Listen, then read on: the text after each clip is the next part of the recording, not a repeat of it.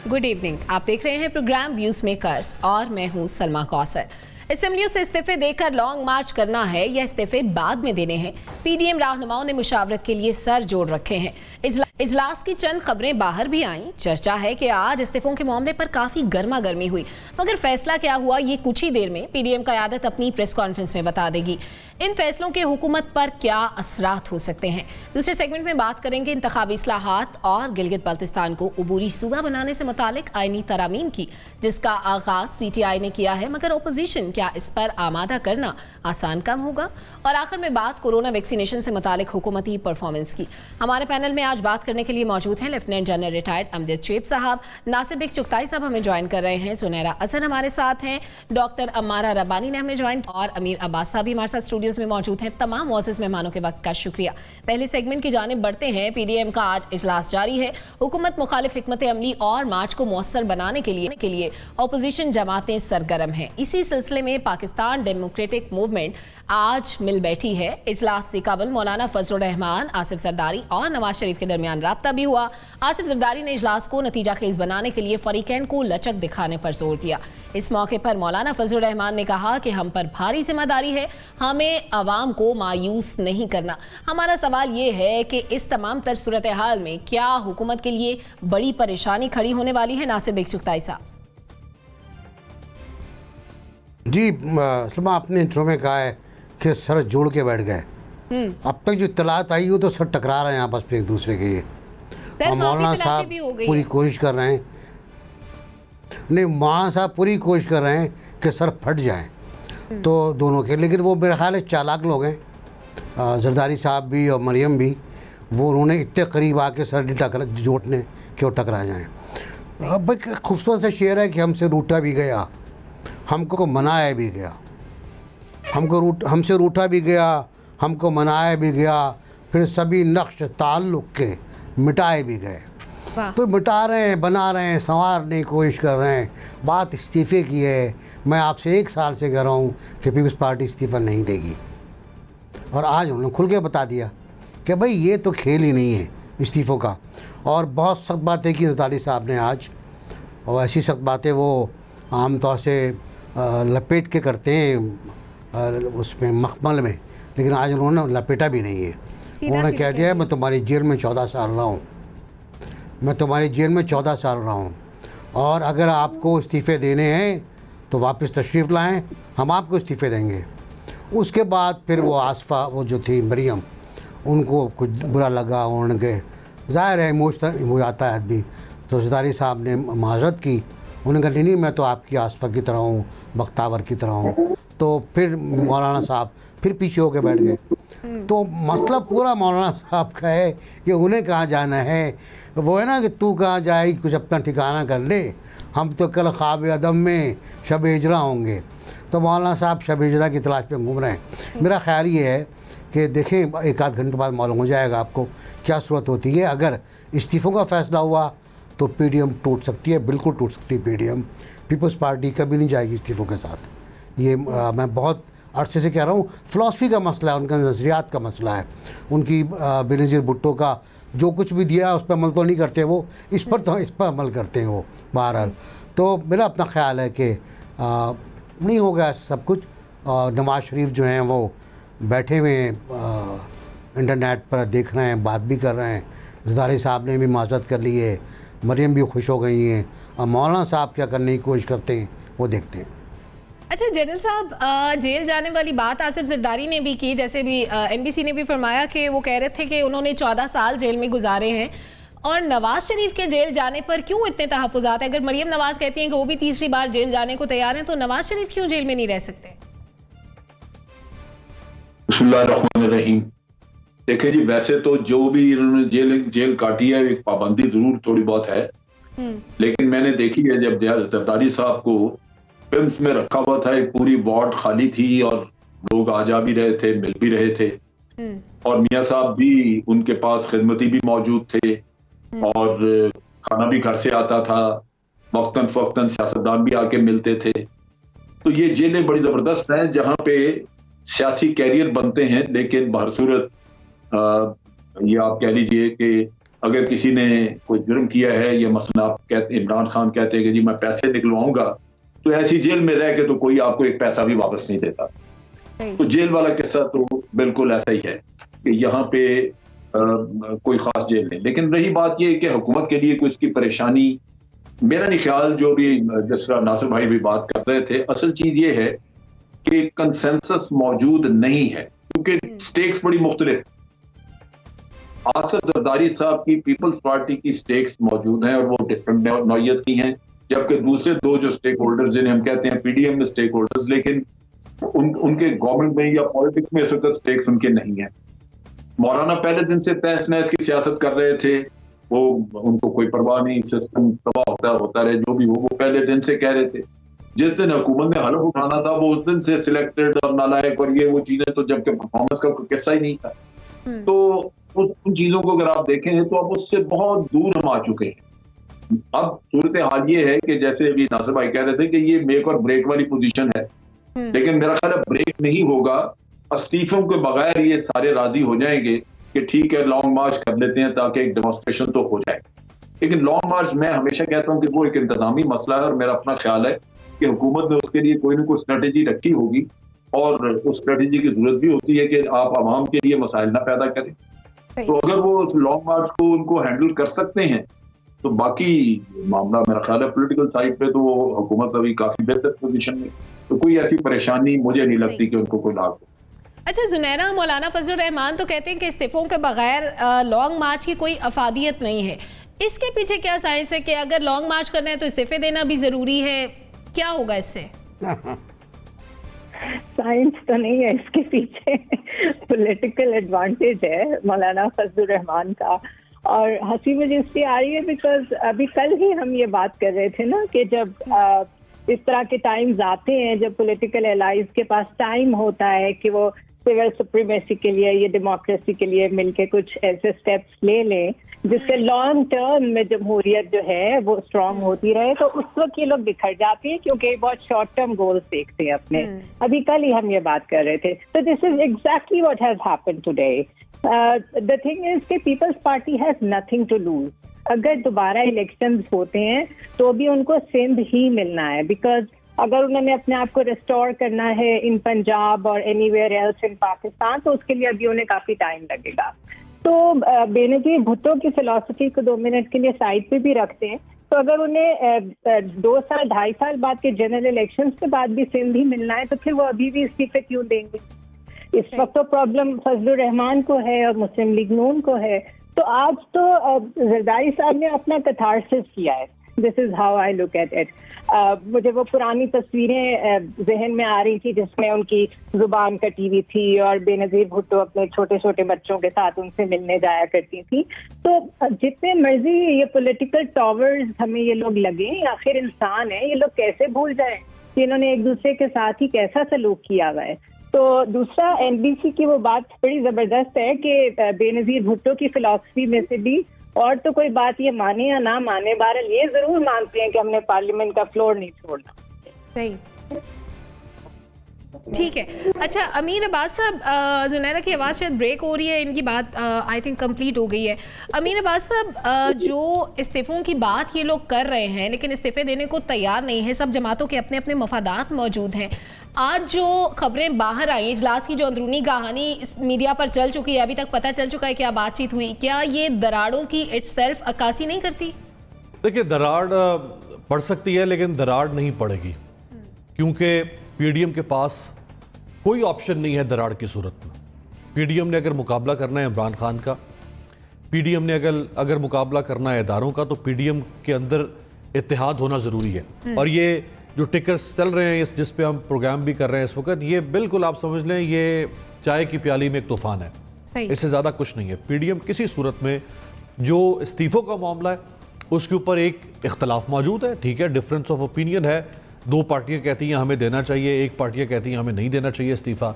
ये इख्तलाफ ही ख़त्म हो जाएगा, लेकिन जो इनका लार्जर ऑब्जेक्टिव या लार्जर गोल है वो इमरान खान के ख़िलाफ़ है, उसके ऊपर ये मुत्तफ़िक है। अब जो आज इख्तलाफ हमने देखा सलमा, मरियम नवाज का इस सिस्टम में कोई स्टेक नहीं है। मरियम नवाज एक सज़ा याफ्ता खातून है जो ज़मानत पर है।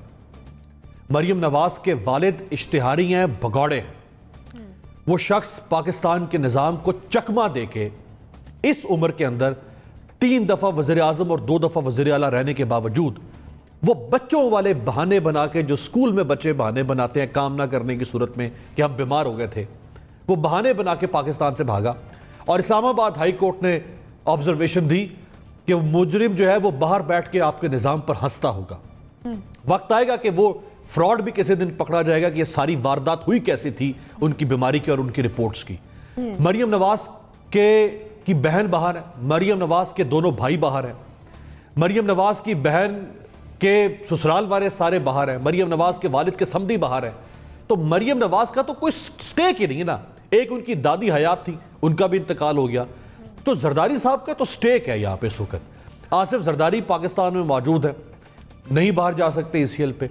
आसिफ जरदारी की बहन फरियाल तालपुर मुकदमात भुगत रही है पाकिस्तान में, किसी भी वक्त चाबी घूम सकती है। आसिफ जरदारी का बेटा पाकिस्तान में मौजूद है जो कौमी असम्बली का रुकन है। तो आसिफ जरदारी का तो सारा खानदान पाकिस्तान में है। आसिफ जरदारी की एक बहन जो है वो सिंध हुकूमत का हिस्सा है, उनके एक बहनोई जो है वो ब्यूरोक्रेसी का हिस्सा है, इंतजामिया का हिस्सा है। तो मरियम नवाज का तो कोई स्टेक नहीं है। मरियम नवाज तो सब कुछ जलाकर भस्म भी कर देंगी तो उनके ऊपर कोई आंच नहीं आएगी।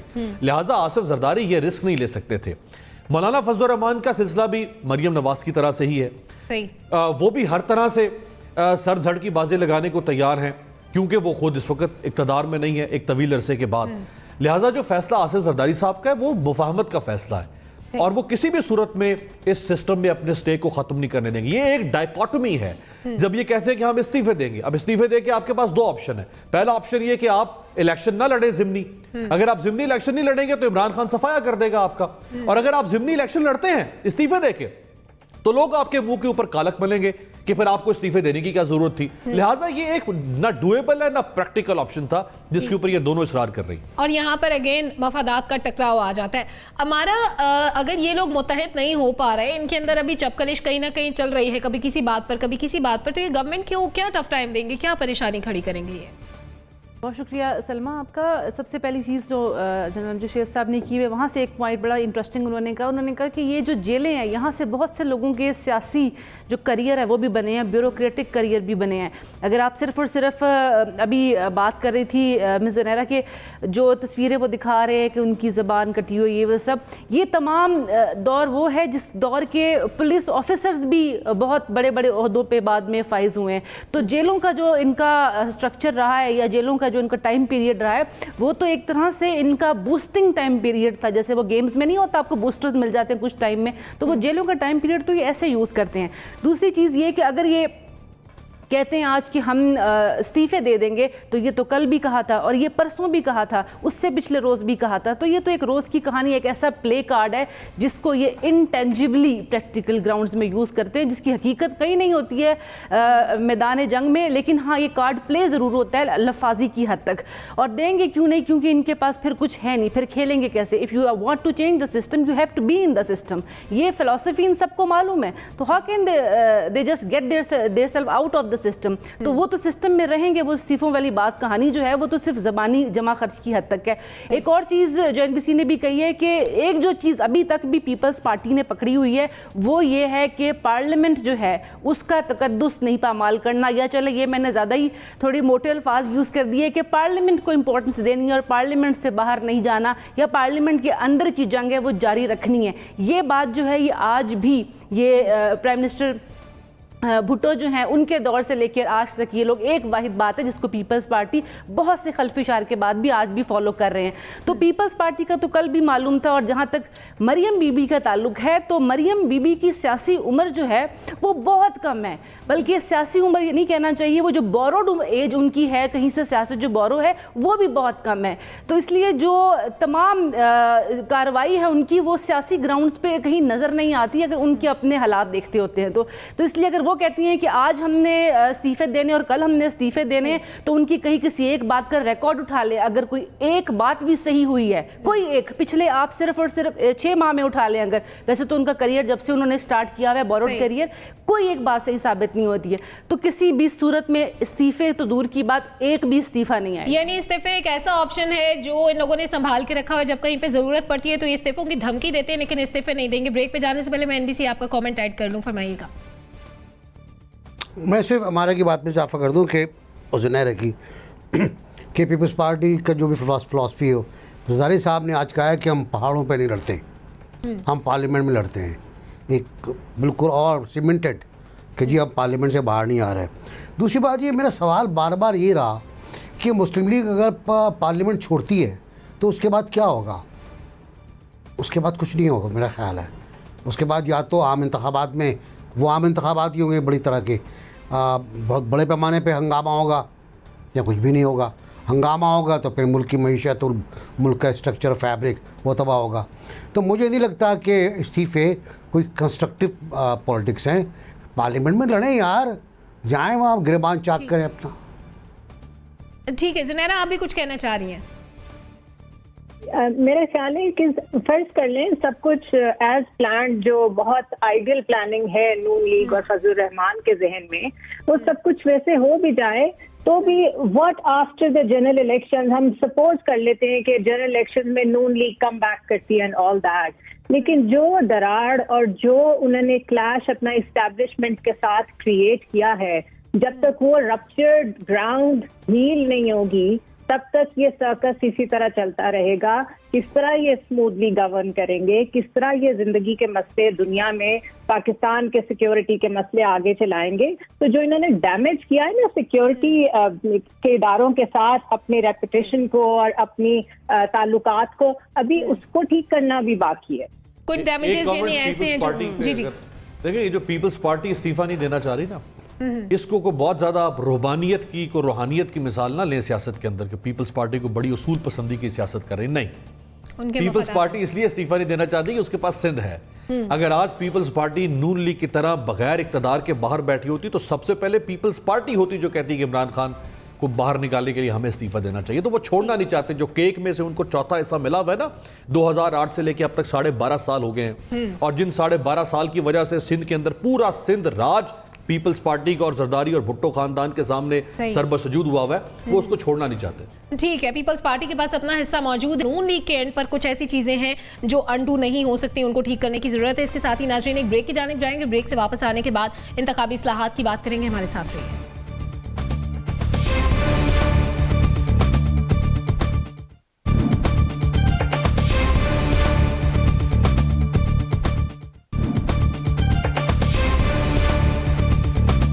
Welcome back. हुकूमत ने गिलगित बल्तिस्तान को सूबा बनाने और इंतखाबी इस्लाहात के लिए आईनी तरमीमी बिल लाने का फैसला कर लिया है। मुजव्वज़ा तरमीम के तहत जीबी को अबूरी सूबे का दर्जा मिलेगा। वहाँ के मुंतखब नुमाइंदों को पार्लियामेंट में नुमाइंदगी दी जाएगी। इंतखाबी इस्लाहात के बिल में ओवरसीज पाकिस्तानियों को इलेक्शन लड़ने का हक दिया जाएगा। हमारा सवाल यह है कि क्या PTI हुकूमत ये दोनों काम कर सकेगी? जनरल साहब, देखिए, जहां तक वोटों का ताल्लुक है या अददी रिक्वायरमेंट है बिल पास करवाने की, वो तो हुकूमत के पास नहीं है। लेकिन जो गिलगित बल्तिस्तान का किस्सा है, ये एक सेंसिटिव किस्सा। मेरा अपना अंदाजा है कि एक वक्त पे इसके ऊपर कंसेंसस डेवलप किया था जब इन्होंने चीफ ऑफ आर्मी स्टाफ को भी इन्वॉल्व किया था। और ये चूंकि वहां पे एक बड़ी पॉपुलर डिमांड है, बहुत अरसे की डिमांड है, तो किसी भी पॉलिटिकल पार्टी के लिए रिस्की होगा कि वो इसकी मुखालफत करे। अगर मुखालफत करेंगे तो लाज़मी बात है कि वहां पे अपनी पोजीशन को कॉम्प्रोमाइज करेंगे वहां पे गिलगित बल्तिस्तान में। तो यहाँ ये पोर्शन तो मेरा ख्याल है कि इस पे मसला नहीं होगा, ये तो निकल जाएगा, इसको सारे लोग सपोर्ट कर देंगे। लेकिन जो वोटिंग राइट देने हैं तो उसके ऊपर हो सकता है कि तो लाल हो और उसमें कोई रुकावटें आए। लेकिन गिलगित बल्तिस्तान वाला किस्सा इग्नोर नहीं होगा। मेरा ख्याल है इस पे कंसेंसस डेवलप हो जाएगा और गवर्नमेंट थ्रू करा देगी। ठीक है, आपके ख्याल में ये हो जाएगा। नासिर एक चुगताई साहब, PTI गवर्नमेंट ने तो वादा किया था जनूबी पंजाब को भी सूबा बनाने का, वो काम भी अभी तक नहीं हुआ। ये काम आपको होता हुआ नजर आ रहा है GB वाला? नहीं, मेरा ख्याल है PTI को चाहिए कि वो दोनों सूबे एक साथ बना दे और दोनों पे इत्तेफाक है लोगों को, किसी को इख्तलाफ नहीं है, ना जनूबी पंजाब पे इख्तलाफ है और ना बल्तिस्तान में तो इख्तलाफ है ही नहीं। खैर वो तो तय होने के बाद इंतखाबात में गए थे ना, जब तय हो गया था। और सबकी तकरीरें अगर आप वहाँ देखें तो वो यही थी। लेटेस्ट तकरीर PTI की थी जो आखिरी वक्त में की गई थी कि हम भी बनाएंगे, तो वो भी बैंड वैगन में वो भी शामिल हो गए कि सुबह बनाया जाएगा। तो इसमें भी कोई डिफ़िकल्टी नहीं होगी। मसला होगा इलेक्शन रिफॉर्म्स में, ओवरसीज़ पाकिस्तानी वोट पर मसला होगा कि कौन वोट दे सकता है। क्या वो वोट दे सकता है जो कहीं पाकिस्तान नहीं आया? क्या वो वोट दे सकता है जो 20-20 साल तक जिसने पाकिस्तान देखा ही नहीं कि क्या हुआ है? एक मसला ये आएगा, इस पर मतलब कोर्ट में भी ऑब्जर्वेशन आई हुई है इसके ऊपर। जहाँ तक मसला इलेक्ट्रॉनिक मशीन्स का है, बहुत इम्पॉर्टेंट है, ये होना चाहिए। इंडिया ये कर चुका है, एक बार ठोकर खाए, 2 बार ठोकर खाए, तीसरी बार उसने बहुत अच्छे अंदाज में इंतखाबात कराए और उन इंतखाबात पर मतलब 2 इंतखाबात जो हुए हैं कोई मतलब कोई इतराज़ नहीं आया, कोई घपला नहीं। वो इतराज़ तो आते ही रहते हैं कि पैसा बांटा, ये किया वो किया, वो तो कॉमन बात है हमारे इलाक़ों में, लेकिन कोई धांधली का गिनती में फाउल प्ले नहीं आया और हर वोट काउंट हुआ, ये बात भी तय है। तो इलेक्ट्रॉनिक वोटिंग बहुत इंपॉर्टेंट है। और मैं ये भी कहना चाह रहा था, साथ साथ मैंने पहले भी कहा था आपके प्रोग्राम में कि जो हमने इलेक्ट्रॉनिक वोटिंग बॉक्सेस नस्ब किए हुए सेनेट में और कौमी असम्बली में, हमें उनका भी इस्तेमाल करना चाहिए। हमें उनका भी, हम कब तक उनको जंग लगने देंगे? हम मशीनें लाते हैं और फिर कराची पोर्ट पड़ी रहती हैं वो। हम इलेक्ट्रॉनिक वोटिंग मशीन्स लाते हैं, वो हम पार्लियामेंट में लगा देते हैं, उनको हम डर के मारे इस्तेमाल नहीं करते। अभी डर के खौफ से निकलें, इस्लाहात करें और ये इलेक्ट्रल रिफॉर्म्स बहुत बड़ी होंगी। सिस्टम भी इसमें ठीक होगा, इसमें पोलिंग सिस्टम भी ठीक होगा, इसमें मतलब हर चीज़ तय हो जाएगी करना क्या है। ठीक है अमीर अब्बास साहब, इंतखाबी इस्लाहात तो PTI गवर्नमेंट ले आई है, ये इम्प्लीमेंट होंगी या नहीं ये तो अभी बात का मरहला होगा, लेकिन बहुत सारे शोबों में हमें रिफॉर्म्स की ज़रूरत है, मईशत में, तालीम में, सेहत में। वो रिफॉर्म्स कब आएंगी? आम आदमी को तो उनसे सरोकार है। नहीं तो ये आपको सलमा किसने कह दिया कि वो इलेक्शन रिफॉर्म्स लेकर आए हैं? अभी तक तो वो हमें हिफ्स करवाते हैं रोज़ाना, बल्कि जिस दिन वोट ऑफ कॉन्फिडेंस लिया प्राइम मिनिस्टर ने उस दिन भी हमें हिफ्स करवाया उन्होंने कि मैं इलेक्ट्रॉनिक वोटिंग मशीनें लाऊंगा, मैं ओवरसीज़ पाकिस्तान, वो जैसे कोई एक हसन बिन सबा था ना, मुझे तो उस तरह की कोई कहानी लगती है कि वो हमें एक रोमांस में ही उन्होंने हमें रखा हुआ है मुसलसल। वो हमें उस रोमांस से निकाल के किसी हकीकत की दुनिया पे हमारे कदम नहीं अभी वो जमने दे रहे। लेकिन अमीर अब्बास साहब, ये वो रोमांस है जिससे आम आदमी को सरोकार नहीं है, जिससे किसी के घर का चूल्हा नहीं जलता। हम तो चाहते हैं, देखें ये वही तो रोमांस था बदबख्त जिस रोमांस में लोग गिरफ्तार हुए थे इमरान खान की मोहब्बत में। वो जो 24 साल लोग फरेफ्ता हुए इमरान खान पे, वो यही तो रोमांस था। शिकवा ये नहीं है कि रोमांस ठीक नहीं है, शिकवा ये है कि वो रोमांस अब रोमांस नहीं रहना चाहिए था, अब उसको कैपिटलाइज होना चाहिए था हकीकत के अंदर, तो वो नहीं हो पाया। अब इलेक्शन रिफॉर्म भी 2.5 साल से इमरान खान साहब वही बातें कर रहे हैं जो वो 95-96 में किया करते थे, जो मुझे उस जमाने में टीवी नहीं था लेकिन अखबार हमारे जेहनों में, हमने जो सुर्खियां हमें याद हैं कि वो ये सारी बातें उस वक्त भी किया करते थे। तो अभी जो गिलगित बल्तिस्तान का मामला है, इसको इलेक्शन रिफॉर्म्स के साथ उनको नहीं जोड़ना चाहिए। उसकी वजह यह है कि इलेक्शन रिफॉर्म्स बजाते खुद एक बहुत बड़ा सब्जेक्ट है जिसके अंदर आपको ओवरऑल रिफॉर्म्स लाने पड़ेंगे। अगर आप गिलगित बल्तिस्तान को साथ नथी कर देंगे तो ना इलेक्शन रिफॉर्म आ पाएंगे, ना गिलगित बल्तिस्तान का मसला हल होगा। आप दोनों को अलहदा रखें, उस पर अलहदा कमेटी बना दें, इस पर अलहदा कमेटी बना दें। गिलगित बल्तिस्तान के ऊपर 1 नवंबर 2020 को प्राइम मिनिस्टर ने आखिरी बार खुद बनफ्स नफीस अपनी जुबान मुबारक से ऐलान किया था कि हम इसको इंटरिम सूबा बनाएंगे। अब उनके उस ऐलान को भी 5 माह हो गए हैं, तो वो 5 माह के बाद आज फिर हमें एक नया उन्होंने हमें हिफ्स करवाना शुरू कर दिया कि अब हम इसको फिर करने जा रहे हैं। तो ये जो 5 माह थे ये झक मारते रहे आप, इन 5 महीनों में आप क्यों नहीं कर सके? तो ये हर 5 महीने के बाद, 6 माह के बाद प्राइम मिनिस्टर को, उनकी हुकूमत को एक उबाल आता है, वो उस उबाल में इस तरह की बातें फिर करते हैं, फिर हमारी मत मारी जाती है, हम कहते हैं जी बहुत अच्छा जबरदस्त, और फिर वो बात भूल जाती है। पीपल्स पार्टी के मंशूर का हिस्सा था गिलगित बल्तिस्तान को अलहदा सूबा बनाना, यानी इंटरिम सूबा बना कह लेंगे, जो भी कह लें आप। और बिलावल ने इस बात को गिलगित बल्तिस्तान के इलेक्शन में खड़े होकर वहां पर दोबारा दोहराया। तो इतनी बड़ी पार्टी पीपल्स पार्टी साथ खड़ी है, खुद इमरान खान साहब की पार्टी। अच्छा, PMLN भी इसकी मुखालफत नहीं कर रही है सूबा बनाने की, इसको वो सिर्फ इमरान खान के साथ थोड़ी बहुत पिंग पोंग खेलना चाहती है, लेकिन मुखालफत नहीं कर सकती वो इस मामले पे। सिर्फ एक मौलाना फजलुर रहमान साहब है, लेकिन उनकी चूंकि पार्लियामेंट में इतनी इस वक्त से नहीं है, वो ना भी अगर ऑन बोर्ड आए तो ये दो पार्टीज अगर उनके साथ ऑन बोर्ड आती है तो वो बड़ी आसानी से 2/3 मेजॉरिटी के जरिए से ये काम कर सकते हैं। जो आपका सवाल ये था कि क्या वो करेंगे, तो अगर आप उनके ये 2.5 साल के तर्ज़े हुक्मरानी को देखें तो लगता नहीं है कि वो शायद करेंगे। वो लॉलीपॉप दिए रखेंगे, ट्रक की बत्ती के पीछे लगाएंगे। लेकिन अब जितनी ये डेवलपमेंट इसमें हो रही है उसको देखें तो शायद हम उम्मीद कर सकते हैं, क्योंकि पिछले हफ्ते जब आपने प्रोग्राम किया था तो उस वक्त गिलगित बल्तिस्तान असेंबली ने करारदाद मंजूर की थी। आज इसमें चले एक स्टेप फॉरवर्ड हुआ है, लेकिन पेस बहुत स्लो है इमरान खान साहब की, जिसकी वजह से वो ऑस पड़ जाती है। से ऐसा नहीं लगता कि ऐसा होगा। जुनैरा रोमांस वाली बात पे भी तक मुस्कुरा रही हैं। जुनैरा, बतौर हुकूमत पीटीआई का ये मनसब है कि वो रहनुमाई करे और इक़दामात किए जाए इंतखाबी इस्लाहात से मुतालिक, लेकिन अपोजिशन का बड़ा अहम रोल होता है और अपोजिशन में भी बहुत से ज़ीरक सियासी रहनुमा मौजूद हैं जो इसमें मदद कर सकते हैं, रहनुमाई कर सकते हैं। क्या मिल बैठ कर ये काम नहीं होना चाहिए था?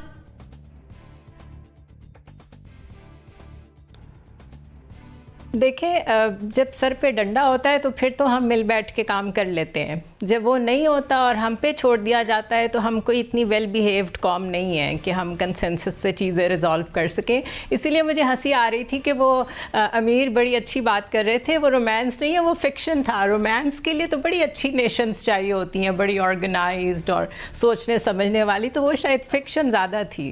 द थिंग इज़ कि गिलगित बल्तिस्तान का जो मामला है, it is more on the security calculus, because जब आर्टिकल 370 रिवोक किया और स्पेशल स्टेटस कश्मीर का ख़त्म किया इंडिया ने, और जो रीजनल मसल फ्लेक्सिंग उसने की, उसके बाद की हमारी जो यहाँ की लीडरशिप है उसका ये कंसेंसस था कि हमें उस स्टेटस पे लाना पड़ेगा जीबी को जिसमें वो हमारा सूबा बने।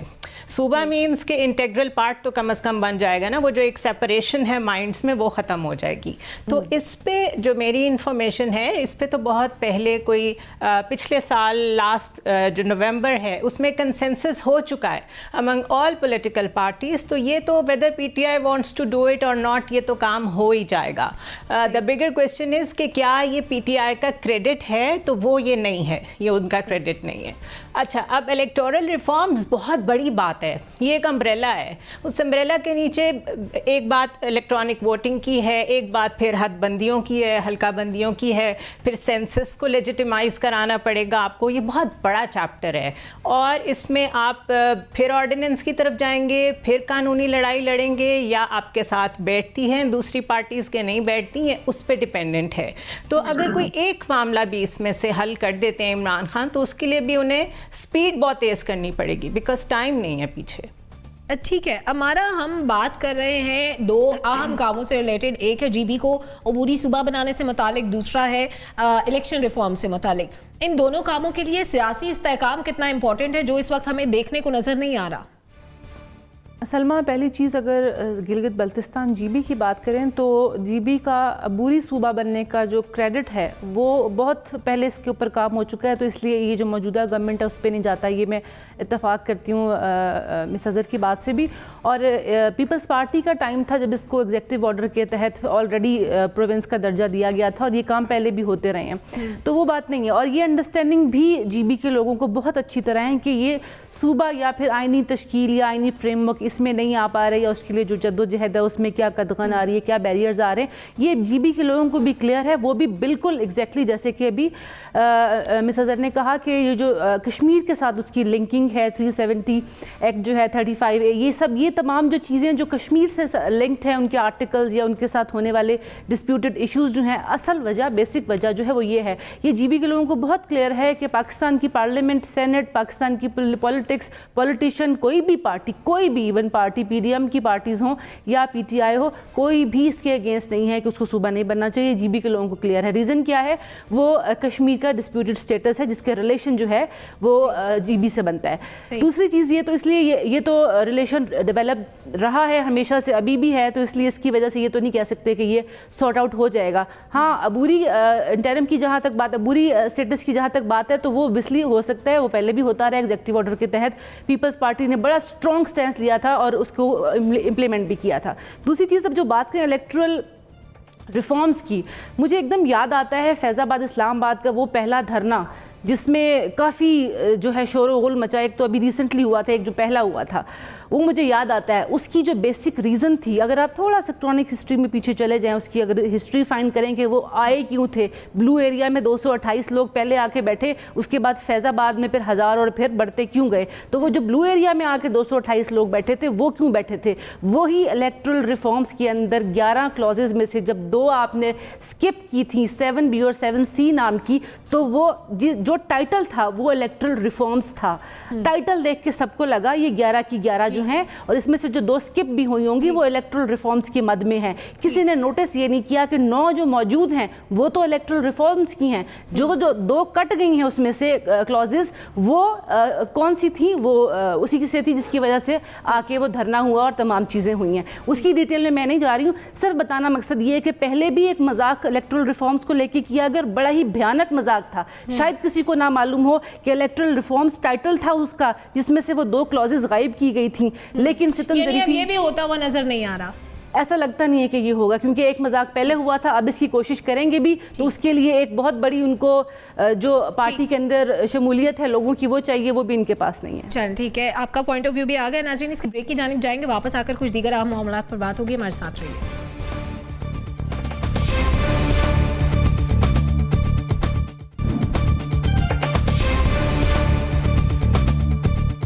Welcome back. पाकिस्तान में कोरोना वायरस से बचाव के लिए वैक्सीनेशन का सिलसिला जारी है। चीन से दरामदशुदा साइनोफार्म वैक्सीन मुअम्मर अफराद और तिब्बी अमले को लगाई जा रही है। वैक्सीन लगाने की मुहिम में तेजी लाने के लिए तमाम सूबों में मराकज़ बनाने का फैसला भी कर लिया गया है। हमारा सवाल ये है कि हुकूमत इस हवाले से कैसा काम कर रही है? नासिब एक चुगताई साहब। जी, हुकूमत तो बड़ी लानत कर रहा है, ज़बरदस्त सेंटर बना दिए गए हैं, बेड लगा दिए गए हैं, स्टाफ है, वैक्सीन नहीं है। कराची की जो सूरत हाल है बताऊँ आपको कि आगा खान अस्पताल में आज सैकड़ों बूढ़े मौजूद थे, ज़ियाउद्दीन में बेशुमार लोग मौजूद थे, कतार बनाए खड़े थे, वैक्सीन नहीं थी। वैक्सीन नहीं पहुंच पा रही मराकज़ पर, जहां पर ये आपको बताया गया है कि इस वक्त पे पहुंच जाएं आप। मैसेज आता है, उस मैसेज पर आदमी जाता है तो वहाँ वैक्सीन नहीं है, तो इसका मतलब है ना तो हमारे पास वैक्सीन है और ना हम लगा पा रहे हैं। दूसरी बात ये, जो वैक्सीन नहीं हमारे पास है वो 10 लाख डोज है शायद, वो कितने होते हैं भाई? ये तो मतलब कहते हैं जीरा मुंह में जीरा होता है। 1 करोड़ 20 लाख मिलेंगे आपको जून के बाद, वो भी खैरात में आएंगे। हमें मजीद वैक्सीन की और मजीद ऑर्गेनाइज करने की जरूरत है। जनरल साहब मुख्तसरन। देखिए, ये कहा गया था कि मार्च एंड तक मजीद वैक्सीन आ जाएगी, और ये पहले तो बड़ी लिमिटेड किस्म की डोजेज आई हुई हैं, जो बहरहाल यहाँ पे इस्लामाबाद और बाकी लाहौर वगैरह में तो इंतजाम बहुत अच्छे हैं। कराची में वैक्सीन अवेलेबल नहीं है, मेरा ख्याल है कि इस महीने के आखिर तक आ जाएगी। इंतजाम हो रहे हैं, इंतजार करना चाहिए। ठीक है, इंतजार करना चाहिए। जुनैरा।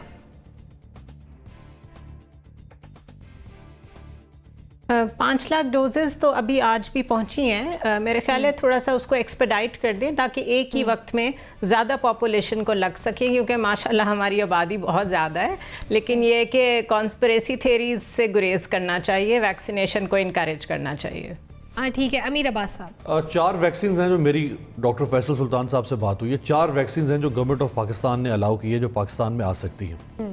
अब प्राइवेट सेक्टर को भी इजाज़त दे दी गई है और गवर्नमेंट खुद भी इंपोर्ट कर रही है। जो गवर्नमेंट खुद इंपोर्ट कर रही है वो फिलहाल चाइना से कर रही है, जो कि फर्स्ट फेज में चाइना की तरफ से डोनेशन है।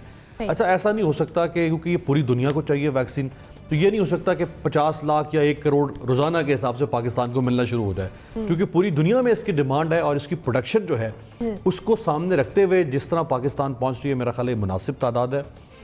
इसके अलावा जो सिस्टम है वो बहुत बेहतर है। आप मैसेज करते हैं अपना ID कार्ड नंबर 1166 पे, वो आपको आपके करीबी जो सेंटर है उसके बारे में बता देता है कि वहाँ जाके आप वैक्सीन लगवा लें। और अभी जो नया फैसला ये कर रहे हैं या हो चुका है शायद, कि 70 साल से जो ज़्यादा उम्र के शहरी हैं वो अब किसी भी सेंटर पे जाके वॉक इन के तौर पे वो लगवा सकते हैं। तो मेरा ख्याल है मुनासिब है, इसमें कोई नहीं। ये जो वॉक इन है वो शायद 70 था, मे भी शायद अगर आज रिवाइज करके 60 हो गया हो, लेकिन बेहतर सिस्टम है। जो लाहौर से भी इतलात मिली हैं, कोई ख़ास शिकायत नहीं है इसमें। ठीक है। हमारा उस पर अमल नहीं हो रहा सिस्टम के ऊपर। जो जी बिल्कुल, 60 ईयर्स के जो लोग हैं उससे ऊपर के तो बहुत आसानी है उनके लिए। इस्लामाबाद में एक्सपो सेंटर है और उसके अलावा लाहौर में भी इंतजाम अच्छे हैं।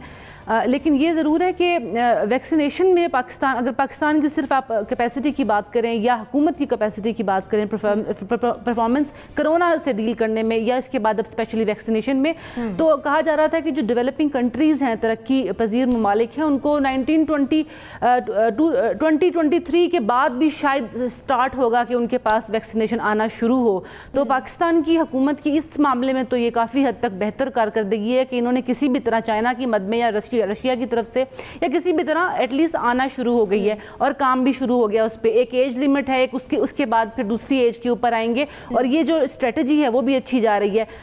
लेकिन जहां बात करते हैं सिंध में जो इसकी परफॉर्मेंस है वैक्सीनेशन को लगने की या वैक्सीनेशन के आने की, वो ये मसला ये नहीं है कि वहां पे पहुंची नहीं है, मसला ये है कि वहां की जो हेल्थ की मिनिस्ट्री है उसका फाल होना बड़ा ज़रूरी है इसमें, क्योंकि वो सारे इस्लामाबाद में अगर एक्सपो सेंटर में है या लाहौर में लगाई जा रही है तो उसका जो इंतज़ाम है वो वहाँ की हेल्थ मिनिस्ट्री की एडमिनिस्ट्रेशन करा रही है, वहाँ पे वफाक की एडमिनिस्ट्रेशन जाके नहीं करा रही है। इसलिए सिंध की जो गवर्नमेंट है उसका बड़ा रोल होना चाहिए कि अगर वो वहाँ पर अवेलेबिलिटी नहीं आ रही है तो उनकी पहले तो बनती है कि वो अपनी डिमांड को ऐसे प्लेस करें, क्योंकि वो पीडीएम गवर्नमेंट्स को भी अपने एंड पे देखना चाहिए। हमारा पूरा काम एनसीओसी का आपका पॉइंट ऑफ व्यू भी आ गया। एनबीसी प्रोग्राम का वक्त नाजरीन खत्म हो गया है, लेकिन कोरोना से बचाव के लिए वैक्सीनेशन बहुत जरूरी है और एहतियाती तदाबीर इख्तियार करना भी बहुत जरूरी है। व्यूज मेकर से इजाजत दीजिए, अल्लाह हाफिज।